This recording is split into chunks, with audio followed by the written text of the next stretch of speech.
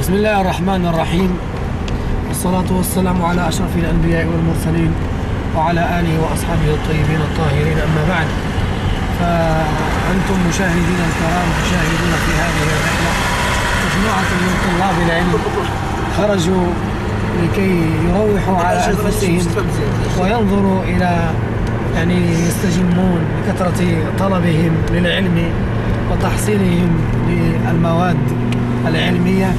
فهم حفظوا ما تيسر من القرآن وحفظوا ما تيسر من الفقه في متن المعاشير والتجويد لتحفة الأطفال، وخرجوا كي يستجموا ويشمون الهواء الطلق وينظرون إلى الطبيعة الخلابة. وفي الحقيقة يستحقون هذا، فعجزنا أن نحملهم فوق الطائرة ولكن حملناهم على الدواب. فأنتم ترون هذه الدابة الكبيرة التي هي أمامكم تحمل 40 طالبا من طلاب العلم الفطاحلة. هذه الدابة عجزت عن حملهم لكثرة علمهم الغزير أو لكثرة شحمهم الكثير بعبارة أخرى.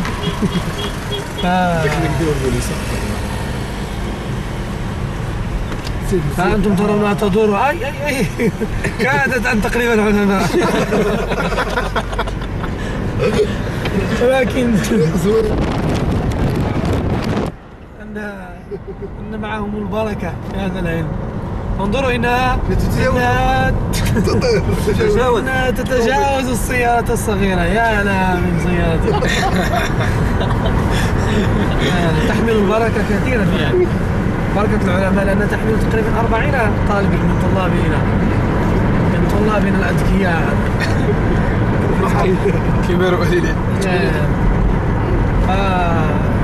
نرى الآن السيارة التي أمامنا تحمل بعض الطلاب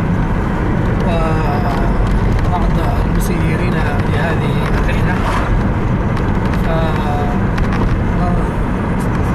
نسألكم أن تشاهدوا معنا هذه الرحلة الممتعة التي فيها من المعاني وفيها من العبر ما ينفع الأمة. وبعد فاصل ثم نواصل، فابقوا معنا.